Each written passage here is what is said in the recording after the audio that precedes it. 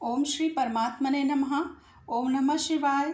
श्री शिव महापुराण रुद्र संहिता खंड 3 अध्याय 39।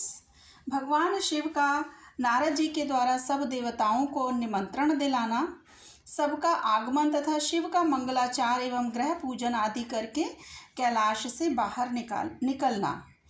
नारद जी बोले, विष्णु शिष्य महाप्राज्ञ तात विधाता, आपको नमस्कार है। हे कृपानिधि, आपके मुंह से यह अद्भुत कथा मुझे सुनने को मिली है।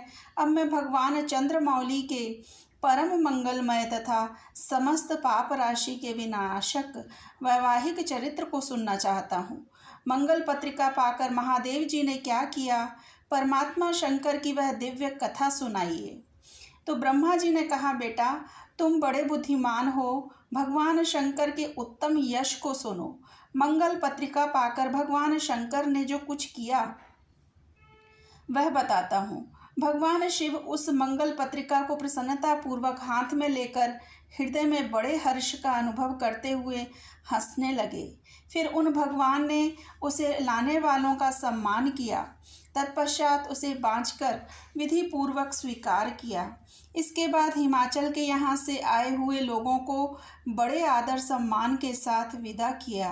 तदंतर उन मुनियों से कहा कि आप लोगों ने मेरे शुभ कार्य का भली भांति संपादन किया है।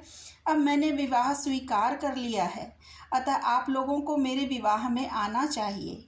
भगवान शंकर का यह वचन सुनकर वे ऋषि बड़े प्रसन्न हुए और उन्हें प्रणाम एवं उनकी परिक्रमा करके अपने परम सौभाग्य की सराहना करते हुए अपने धाम को चले गए। मुने, तदंतर महालीला करने वाले देवेश्वर भगवान शंभु ने लोकाचार का सहारा ले तत्काल ही तुम्हारा स्मरण किया। तुम अपने सौभाग्य की प्रशंसा करते हुए बड़ी प्रसन्नता के साथ वहां आए और मस्तक झुका प्रणाम कर हाथ जोड़ विनीत भाव से खड़े हो गए। तब भगवान शिव ने कहा कि नारद, तुम्हारे उपदेश से देवी पार्वती ने बड़ी भारी तपस्या की और उससे संतुष्ट होकर मैंने उन्हें यह वर दिया कि मैं पति रूप से तुम्हारा पाणी ग्रहण करूँगा। पार्वती की भक्ति देखकर मैं उनके वश में हो गया हूँ, इसलिए उनके साथ विवाह करूँगा। सप्तऋषियों ने लग्न का साधन और शोधन कर दिया है, अतः आज से 7वें दिन मेरा विवाह होगा। उस अवसर पर लौकिक रीति का आश्रय ले मैं महान उत्सव करूँगा। मुने, तुम विष्णु आदि सब देवताओं, मुनियों और सिद्धों को तथा अन्य लोगों को भी मेरी ओर से निमंत्रित करो। सब लोग मेरे शासन की गुरुता को समझकर प्रसन्नता और उत्साह के साथ सब प्रकार से सज धज कर स्त्री पुत्रों को साथ लिए यहाँ आएं। ब्रह्मा जी कहते हैं, मुने, भगवान शंकर की इस आज्ञा को शिरोधार्य करके तुमने शीघ्र ही सर्वत्र जाकर उन सबको निमंत्रण दे दिया। तत्पश्चात शंभु के पास आकर उनकी आज्ञा के अनुसार तुम वहीं ठहर गए। भगवान शिव भी उन सब देवताओं के आगमन की उत्कंठा पूर्वक प्रतीक्षा करते हुए अपने गणों के साथ वहीं रहे। उनके सभी गण संपूर्ण दिशाओं में नाचते हुए वहां बड़ा भारी उत्सव मना रहे थे। इसी बीच में भगवान विष्णु सुंदर वेश धारण किए अपनी पत्नी और दल बल के साथ शीघ्र ही कैलाश पर्वत पर आए और भक्ति भाव से भगवान शिव को प्रणाम करके उनकी आज्ञा पाकर प्रसन्नता पूर्वक उत्तम स्थान में ठहर गए। इसी प्रकार मैं अपने गणों के साथ स्वतंत्रता पूर्वक शीघ्र ही कैलाश गया और भगवान शंभु को प्रणाम करके अपने सेवकों सहित सानंद वहां ठहरा। तदंतर इंद्र आदि लोकपाल और उनकी स्त्रियां आवश्यक सामान के साथ खूब सज धज कर वहां आईं। वे सब के सब उत्सव मना रहे थे। तत्पश्चात मुनि, नाग, सिद्ध, उपदेवता तथा अन्य लोग भी निमंत्रित हो उत्सव मनाते हुए वहां आए। उस समय महेश्वर ने वहां आए हुए सब देवता आदि का पृथक पृथक सहर्ष स्वागत सत्कार किया। फिर तो कैलाश पर्वत पर बड़ा अद्भुत और महान उत्सव होने लगा। देवांगनाओं ने उस अवसर पर यथा योग्य नृत्य की आदि किया।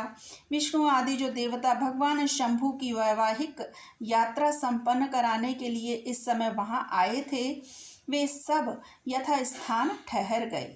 भगवान शिव की आज्ञा पाकर सब लोग उनके प्रत्येक कार्य को अपना ही कार्य समझकर नियंत्रित रूप से करने लगे और इसे शिव की सेवा मानने लगे।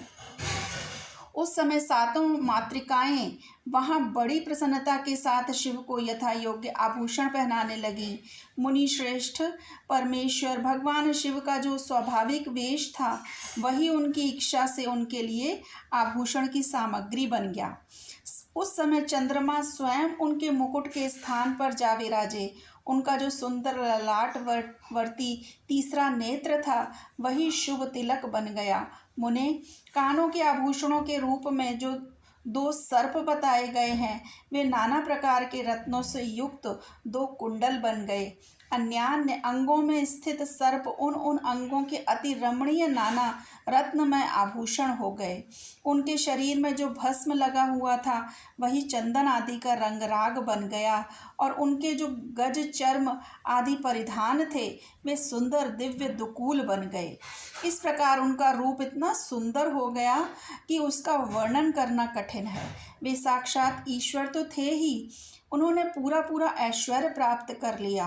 तदंतर समस्त देवता, यक्ष, दानव, नाग, पक्षी, अप्सरा और महर्षि गण मिलकर भगवान शिव के समीप गए और महान उत्सव मनाते हुए प्रसन्नता पूर्वक उनसे बोले, महादेव, महेश्वर, अब आप महादेवी गिरिजा को ब्याह लाने के लिए हम लोगों के साथ चलिए हम पर कृपा कीजिए। तत्पश्चात विज्ञान से प्रसन्न हृदय वाले भगवान विष्णु ने भगवान शंकर को भक्ति भाव से प्रणाम करके उपर्युक्त प्रस्ताव के अनुरूप ही बात कही।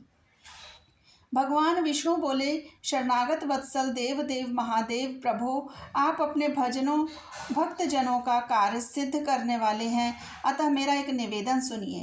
कल्याणकारी शंभो, आप गृह सूत्रोक्त विधि के अनुसार गिरिराज कुमारी पार्वती देवी के साथ अपने विवाह का कार्य कराइए।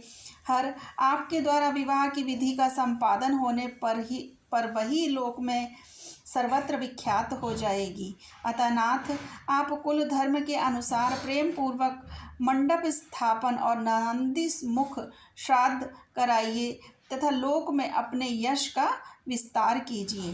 ब्रह्मा जी कहते हैं, नारद, भगवान विष्णु के ऐसा कहने पर लोकाचार परायण परमेश्वर शंभु ने विधि पूर्वक सब कार्य किया। उन्होंने सारा आभ्युदयिक कार्य कराने के लिए मुझको ही दे दिया था। अतः वहाँ मुनियों को साथ ले मैंने आदर और प्रसन्नता के साथ वह सब कार्य संपन्न किया।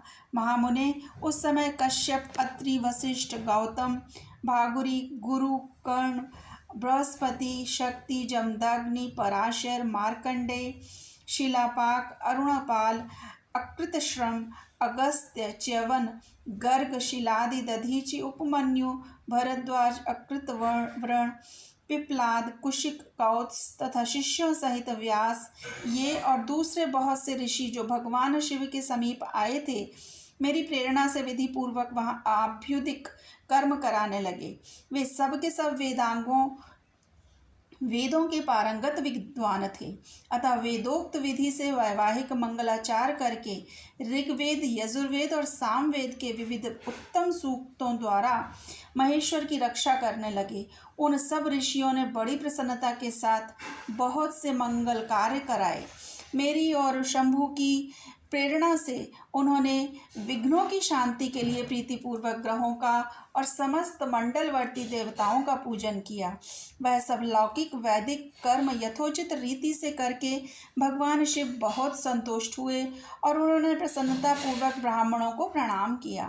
तदंतर वे सर्वेश्वर महादेव देवताओं और ब्राह्मणों को आगे करके उस गिरि श्रेष्ठ कैलाश से हर्षपूर्वक निकले।